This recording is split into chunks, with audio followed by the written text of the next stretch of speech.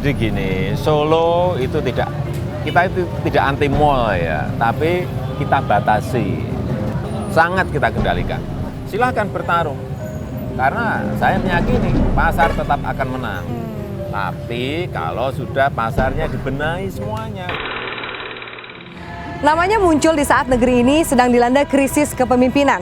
Ia hadir menawarkan gaya kepemimpinan baru yang lebih bersih dan juga manusiawi. Namun, dengan sikap itu, ia harus berbenturan dengan kekuasaan di atasnya. Apakah benar sikap yang diambil lantaran ia mengincar jabatan yang lebih tinggi? Simak wawancara Newsmaker interview dengan Wali Kota Solo, Joko Widodo, berikut ini.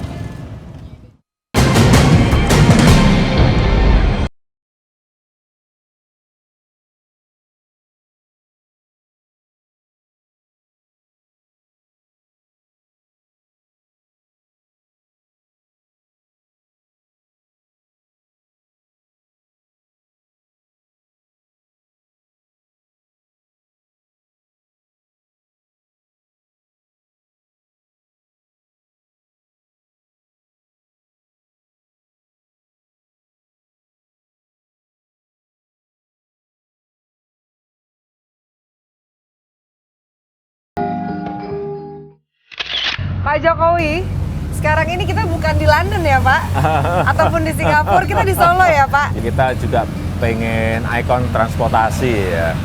Di Indonesia kan nggak ada yang bus tingkat wisata, itu nggak ada. Ini satu-satunya dan pertama di Indonesia. Wah, satu-satunya. Iya. Dan dengar-dengar made in Indonesia dibuat juga oleh anak-anak bangsa ya Pak ya? Ini made in Magelang. Nah Pak, kebetulan saya sudah bersama Bapak. Mau ngobrol-ngobrol lebih jauh mengenai kota Solo, kemudian dari sosok Pak Jokowi sendiri ingin kota Solo seperti apa. Tapi kita masuk ke yang paling hangat dulu nih Pak. Yang paling hangat adalah soal pabrik es Sari Petojo yang mau dibikin mall. Sekarang perkembangannya sudah seperti apa nih Pak? Ya masih dalam kajian ya, apakah bisa itu dibangun sebuah bangunan baru ya, tapi tentu saja itu yang nantinya memberikan saran, memberikan rekomendasi itu adalah dari yang ahli lah, arsitek, sosiologi, arkeologi, sejarawan, saya kira semuanya bisa memberikan masukan sehingga dalam menentukan kebijakan kita ini benar, tidak salah. Tim independen itu sempat mengatakan bahwa pabrik es Sari Petojo itu bukan termasuk bangunan cagar budaya loh Pak. Oh enggak. Jadi beliau itu baru ini awal, baru sebuah tahapan awal. Nantinya akan ada sebuah tahapan final dan saya sangat yakin bahwa yang namanya Sari Petojo itu benda cagar budaya. Apa yang bikin Bapak yakin Pak? Ya karena ada kajian dari BP3 yang sudah komplit di situ. Tim independen Sari Petojo bentukan Pemprov Jateng menyimpulkan bahwa Sari Petojo bukan benda cagar budaya.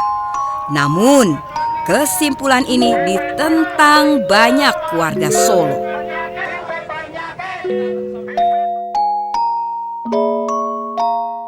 Pak Jokowi, benarkah tim independen sebenarnya secara internal pecah gitu karena ada salah satu dari anggota tim independen saya sebutkan, Pak Darmono, yang tidak ingin menandatangani karena ada intervensi uang dalam hasil penelitian mereka? Ya, saya kira mungkin ada prinsip-prinsip dari Pak Darmono ya yang mungkin dia pegang dan dia meyakini bahwa Sari Petojo ini benda cagar budaya dan itu tidak beliau tidak mau mungkin diintervensi dengan apapun, saya kira itu aja. Kita masih akan menunggu hasil dari tim independen untuk mengetahui bagaimana kelanjutan dari pembangunan mall di atas lahan pabrik es ini Pak, gitu? Enggak, kalau menurut saya gini, jadi kita menunggu keputusan dari Kementerian Budpar mengenai apakah Sari Petojo ini BCP atau bukan BCP, karena keputusan nanti di sana. Kemudian yang kedua, tim independen ini mestinya ini memberikan solusi bagaimana kalau Sari Petojo ini BCP, bisa dibangun apa, bisa dipakai apa, bisa dimanfaatkan apa, tetapi tentu saja dengan sosialisasi yang terus-menerus kepada masyarakat sehingga nanti bisa diterima oleh seluruh masyarakat. Tetapi saya masih meyakini bahwa bahwa Sari Petojo ini BCB.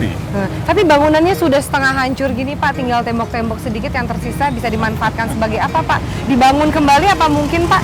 Dari apa memang sudah keliru. Jadi dulu waktu diberikan izin pemanfaatan ruang IPR oleh pemerintah kota, besoknya sudah dibongkar.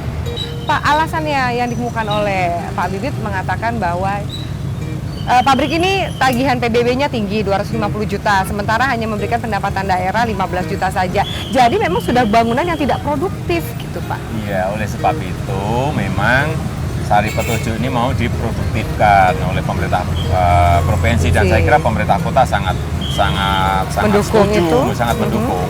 Untuk itu hanya memang caranya ada kaidah-kaidah, ada batasan-batasan yang harus kita ikuti bersama.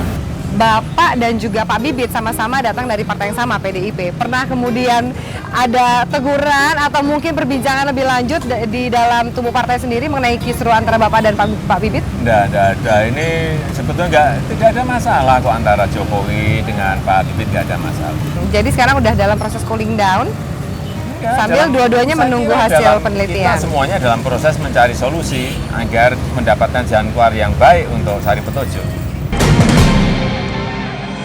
Pendapatan asli daerah di Solo paling besar itu ada di pasar tradisional dan PKL.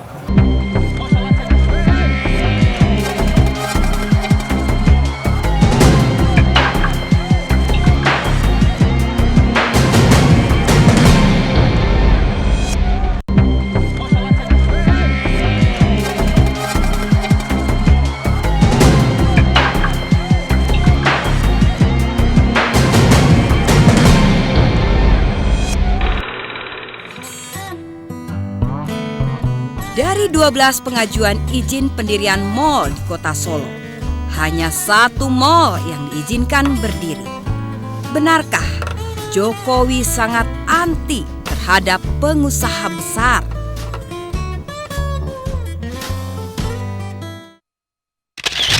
Pak Jokowi, nah kita sekarang sudah ada di depan Pasar Gede. Ini salah satu ikon dari kota Solo ya. Biasanya kalau misalnya pasar tradisional Pak, mungkin identik dengan kotor, sumpek, bau. Tapi kalau saya lihat kok ini rapi sekali, tertata kembali gitu ya Pak ya. Ini juga yang sudah ditata oleh Bapak, ditata ulang? Enggak, saya kira karena pedagangnya ya, pedagang ada kesadaran untuk kebersihan pasarnya. Kemudian itu mereka dapatkan dari training-training yang kita lakukan. Ada training mengenai entrepreneurship, training mengenai penataan barang, training mengenai manajemen keuangan. Meskipun itu hanya sederhana ya, tapi ada cara-cara pembukuan sederhana yang harus mereka lakukan. Kemudian ada training mengenai pelayanan terhadap pembeli. Memang belum semua pedagang, belum semua pasar kita training, tetapi tahun kemarin kita sudah mulai. Ada yang mengatakan bahwa kemarin kan kita sempat mendengar ada penolakan lah Pak dari warga mengenai pembangunan mal di bekas pabrik es Sari Petojo. Ada demo dari penolakan dari masyarakat dan Bapak disebut-sebut sebagai yang berada di belakang demo-demo tersebut, membiayai bahkan gitu. Komentar Bapak gimana sih dengar statement? Jadi gini, Solo itu kita itu tidak anti mall ya, tapi kita batasi. Ada yang sudah minta izin ke pemerintah kota, ada 12. Tapi yang kita beri memang baru 1. Baru 1? Ya, hanya 1. Hanya 1. Kenapa? Karena memang kita ingin pro kepada ekonomi kerakyatan seperti ini. Kemudian supermarket, minimarket itu ada pengajuan 130, hanya kita beri 12. Ya sudahlah, saya kira kita ini bukan menolak, bukan anti loh, tapi memang kita kendalikan.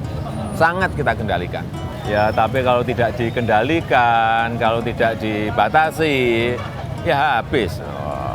Yang ini modalnya kuat, yang ini modalnya lemah, yang ini manajemennya sudah bagus, yang ini manajemennya masih belum kita garap, ya tidak bisa dong. Kalau pasar tradisional ini betul-betul sudah pada level yang baik, manajemennya baik, penataan barangnya baik, pasarnya bersih, pasarnya tidak becek, silahkan bertarung.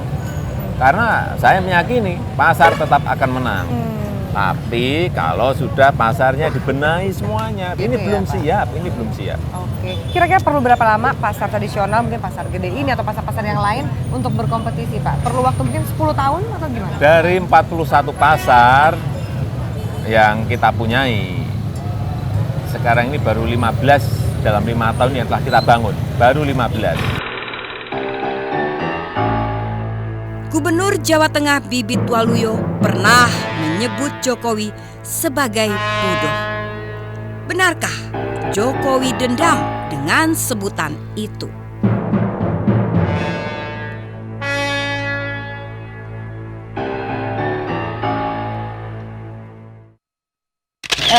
Apa reaksi pertama Bapak ketika Pak Bibit mengatakan wali kota itu bodoh gitu? Ya karena saya merasa saya tidak pintar, ya memang saya harus belajar. Saya kira dalam hal apapun saya selalu merasa tidak pintar dan saya memang harus banyak belajar di semua tempat. Anda nggak marah, Di Pak? segala ya. Beliau atasan saya, tidak. Tapi masyarakat kan marah, Pak. Enggak, saya selalu sampaikan kepada masyarakat bahwa itu kemarahan bapak terhadap anaknya biasa, saya kira biasa. Buat saya juga biasa, saya kira masyarakat perlu saya jelaskan seperti ini. Menurut Bapak, ini kan ekonomi kerakyatan. Seberapa penting sih mungkin memang kita harus menjaga pasar kita? Ya, ada proses-proses seperti di corporate, seperti di swasta ya, bahwa pasar ini juga perlu penataan barangnya lebih baik. Pasarnya perlu tempatnya bersih dan tertata. Pedagangnya juga perlu pakai ini biasa pada hari-hari tertentu mereka juga pakai uniform ya. Pakai Pedagangnya seragam. juga pakai Iya. seragam? Nah, nanti saya tunjukin. Celemek gitu ya. Kemudian yang paling penting mereka juga harus tahu cara melayani pembeli seperti yang ada di mall, seperti ada yang di hipermarket. Bagaimana mengucapkan terima kasih kepada pembeli agar pembelinya nanti menjadi pelanggan, datang ke sini lagi, mestinya seperti itu. Kemudian pasar tradisional itu juga perlu diberikan logo dan brand sehingga image, persepsi masyarakat terhadap pasar tradisional juga bagus. Perlu ada promosi-promosi di TV dan itu kita lakukan di Solo agar ya orang tidak memandang sebelah mata terhadap pasar tradisional karena apapun pedagangnya, produk-produk yang ada di dalam ini ada produk-produk rakyat. Produk-produk rakyat. Inilah realita ekonomi kita yang sebenarnya sebetulnya. Yang di sini ya? Yang di sini. Oke, dan perputarannya juga uang tunai, cash itu yang akan Iya, betul. membangun pergerakan ekonomi itu ya? Betul. Dan ini juga perlu saya sampaikan bahwa yang namanya pendapatan asli daerah di Solo paling besar itu ada di pasar tradisional dan PKL. 19,2 miliar. Gede sekali. 19,2 miliar? Ya, hotel itu hanya 9,8 miliar. Iklan itu hanya 5 miliar. Kemudian restoran itu hanya 6 miliar. Di Kalah sini dong sama gede, pasar. bukan kalah, gede sekali gitu, lipat-lipat. Parkir itu hanya 1,8 miliar. Artinya kalau pemerintah kota tidak memberikan perhatian yang amat sangat terhadap mereka, keliru, salah kita. Banyak masyarakat yang kita lihat jauh lebih membutuhkan, itu aja.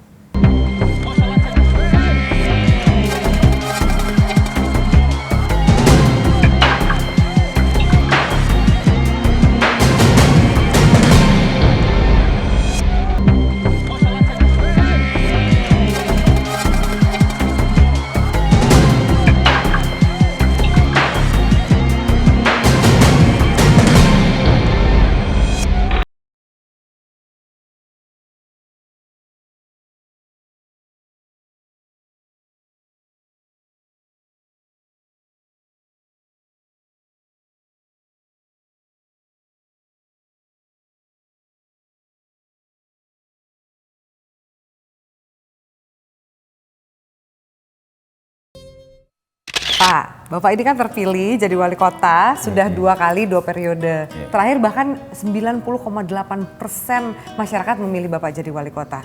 Saya mau nanya, mungkin ini juga pertanyaan banyak orang, apa sih kok kiat suksesnya bisa sampai mendulang kepercayaan masyarakat begitu besar, Pak? Enggak lah, itu bukan sukses. Itu kalau saya dulu kan disuruh bekerja oleh rakyat, disuruh bekerja oleh masyarakat, ya saya bekerja gitu aja. Tentang penilaian itu jelek, itu tidak baik, ya saya serahkan masyarakat. Penilaiannya ada di masyarakat, bukan di saya nggak bisa mau nilai diri saya sendiri. Gitu ya. Dan itu dinilai waktu saat pilkada, itu aja. Pak, kalau tadi Bapak bilang ya, Bapak turun ke lapangan, ke pasar, ke bantaran kali gitu ya Pak. Bapak nggak risih tuh Pak? Itu satu. Dua, orang kan kenal Bapak sebagai seorang wali kota. Nanti ngasih jawabannya atau mungkin ngasih curhatannya ke Bapak itu yang berbeda dengan realita gitu. Enggak, saya itu memang paling di kantor itu paling 1 jam paling, yang lainnya ada di Lapangan semua. Dan saya tuh sampai sekarang juga saya nggak merasa jadi wali kota sampai sekarang ini. Ya sudah, saya datang, problemmu apa, masalahmu apa, kemudian mungkin solusinya juga apa sih. Kadang-kadang saya nggak ngerti solusinya, tapi dari masyarakat menyampaikan, Pak ini solusinya ini loh, jalan keluarnya ini loh. Sehingga ya itulah yang saya putuskan. Saya itu hanya eksekutor. Dan menurut saya, pemimpin itu sebenarnya hanya ada 2 menurut saya. Memberikan motivasi kepada masyarakatnya, memberikan motivasi kepada rakyatnya, dan memberikan inspirasi pada mereka agar mereka bisa bergerak, agar mereka mau bergerak, saya kira itu. Bapak yang memberi inspirasi atau yang memberi motivasi atau dua-duanya?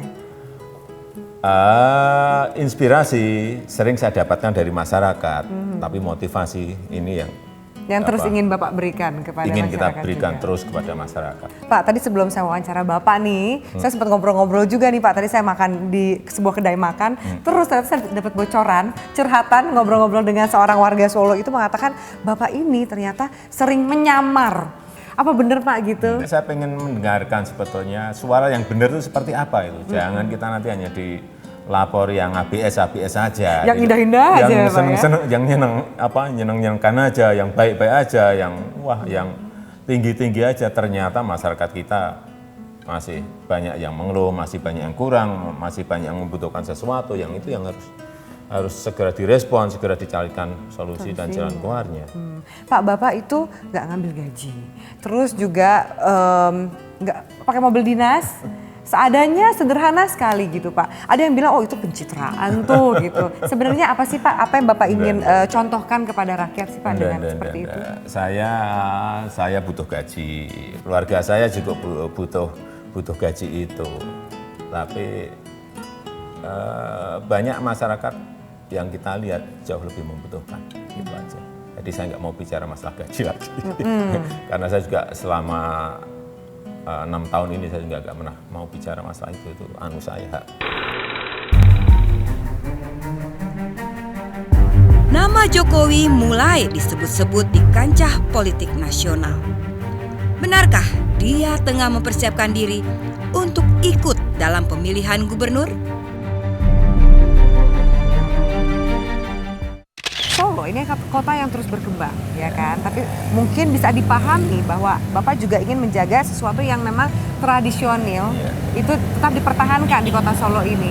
Bagaimana mensinergikan Pak dengan mungkin nilai-nilai tersebut, keinginan Bapak mempertahankan ketradisionalan Solo ini, mensinergikan dengan keinginan pengusaha yang kebanyakan ingin sesuatu yang lebih modern, gitu Pak? Ya, jadi desain makro kita itu Solo masa depan adalah Solo masa lalu. Artinya setiap pembangunan di kota ini harus mengacu pada masa lalu Solo. Masa lalu? Iya, Sejarah Solo? Iya, gitu? sejarah Solo, budaya Solo masa lalu. Inilah yang kita pegang. Jadi kalau kalau ada investasi, ada investor, ada pengusaha ingin membangun sesuatu di kota ini, selalu saya sampaikan, pegangannya itu. Kalau pemerintah daerah, pemerintah kota Solo, perhatiannya khusus dan amat sangat kepada yang kecil-kecil, usaha rumah tangga, usaha mikro, pasar tradisional, pedagang kaki lima. Jangan keliru, itu juga investor loh. Ini investor bukan yang triliun saja, yang asing saja, yang PKL, pedagang pasar, usaha mikro, usaha kecil, usaha rumah tangga itu juga investor. Itu yang sering banyak orang lupa. Jadi menarik sekali Bapak bilang, kota Solo masa datang adalah kota Solo masa lalu. Ya. Apa nggak takut dibilang Solo itu ketinggalan zaman? Oh enggak. Menurut saya kekuatan Solo ini adalah, kapital Solo ini, modalnya Solo ini adalah budaya. Sehingga yang kita angkat, yang selalu kita bangun adalah di di sisi-sisi budaya itu. Kita sudah membicarakan masa depan Kota Solo. Nah, saya mau tanya masa depan seorang Pak Jokowi ini. Ini adalah periode terakhir ya, Pak Jokowi ya. Kedepannya nih Pak, nama Bapak sudah mulai disebut-sebut masuk ke kancah nasional gitu. Target berikutnya apa sih Pak? Setelah nggak jadi wali kota ya saya kembali ke habitat saya aja sebagai usaha kecil-kecilan gitu ya. Yang ke Jateng 1, mau yang ke DKI 1, mau yang lain-lainnya silahkan yang pinter-pinter saja. Saya merasa bodoh kok.